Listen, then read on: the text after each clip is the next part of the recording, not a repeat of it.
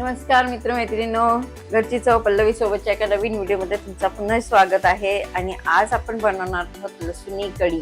हो, लसुणी कढी, ज्याच्यामध्ये आपल्याला लसूणचा फ्लेवर येणार आहे सगळ्यात जास्त। आणि जी कढी आहे ती जेव्हा पण आपल्या घरात भाजी नाहीये किंवा प्रश्न पडलाय काय करायचं, तर आपण काय करणार आहोत, लसुणी कढी। तर त्याच्यासाठी प्रथम आपल्याला ज्या वस्तू लागणार आहेत त्या आहेत भरपूरसा लसूण, ज्याला मी लांबसर चिरून घेतलेला आहे। तुम्हाला वाटलंच तर तुम्ही ठेचून घेऊ शकता। भरपूर कढीपत्ता हवे, हिरव्या मिरच्या चवीनुसार जशा तुम्हाला लागेल तशा, आल्याचे थोडे तुकडे, 1-2 इंच तुकडे, आणि त्याला आपण बारीक लांबसर असं कापून घेतलेलं आहे बघा असं। आणि भरपूर कोथिंबीर, त्याचबरोबर आपल्याला 2 ते 3 चमचे बेसन, आणि आपल्याला लागणारी क्वांटिटीच्या हिशोबाने आपल्याला जेवढं लागणार आहे तेवढं दही। तर प्रथम आपण काय करणार आहोत, दहीमध्ये पाणी मिक्स करून बेसन ऍड करून आपण एक बॅटर छानपैकी करून घेणार आहोत। तर सुरू करूयात आपल्या या रेसिपीला।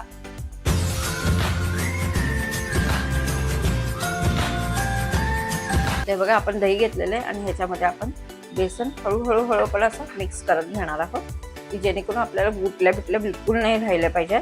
आणि हळूहळू लागलंच तर आपण पाणी पण त्याच्यामध्ये थोडं थोडं ऍड करत घेणार आहोत।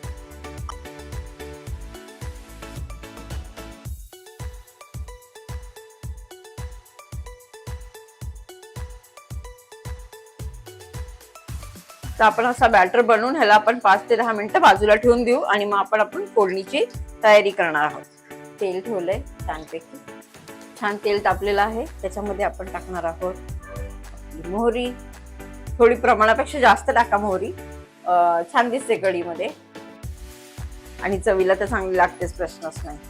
त्याचबरोबर आपण प्रथम टाकणार आहोत लसूण।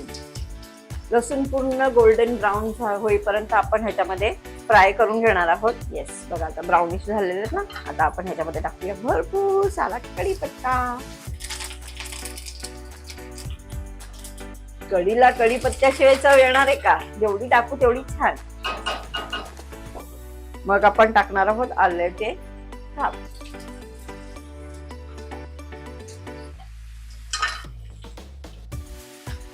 आणि मग आपण टाकतो आपले हिरव्या मिरच्या,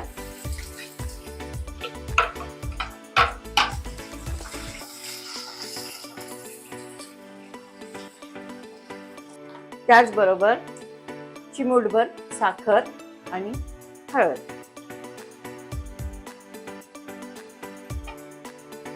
आता आपण ह्याच्यामध्ये टाकूया थोडीशी कोथिंबीर, फ्लेवर पूर्ण तेलामध्ये उतरला पाहिजे। आणि आता आपण त्याच्यामध्ये घालतोय चवीनुसार मीठ। मिरचीला आणि आपल्या लसणाला छानपैकी कोटिंग झालं पाहिजे। आता आपण ह्याच्यामध्ये हळूहळू करून आपली बॅटर जे आहे ते आपण ऍड करणार आहोत। खूप छान स्प्रेस सुटलेला आहे, आणि आता आपण ह्याच्यामध्ये थोडं अजून पाणी ऍड करणार आहोत।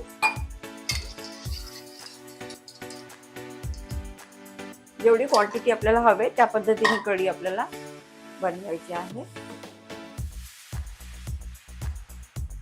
बघा कसा छान सुंदर रंग आलाय की नाही, आणि पूर्ण लसूणी फ्लेवर सुटलाय। तुम्हाला स्मेल करता आला असता तर तुम्हाला कळालं असतं की किती छान सुगंध सुटलाय। तुम्ही ही कढी भाकरी बरोबर, चपाती बरोबर, भाताबरोबर, नुसतं कढी आणि भात खाल्लं तरी खूप छान टेस्टी लागणार आहे। आता ही उकळी आल्यानंतर आपण थोड्या वेळ ह्याला झाकून ठेवूयात, आणि उकळी येईपर्यंत वाट बघूयात। पूर्ण नाही बंद करणार आहे आपण, स्लाइट थोडंसं बंद करणार आहोत। आता छान उकळी यायला सुरुवात झालेली आपल्या कढीला, तर आपण एकच उकळी आल्यावर बंद करणार आहोत। येस, बघ छान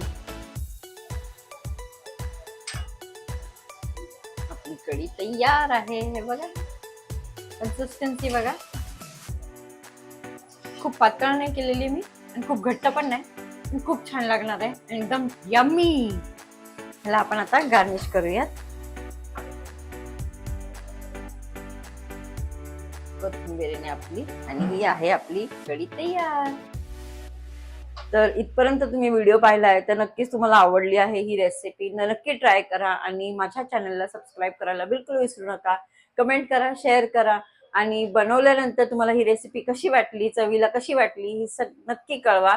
आणि अशाच नवीन नवीन व्हिडिओसाठी सबस्क्राईब करायला बिलकुल विसरू नका. थँक्यू.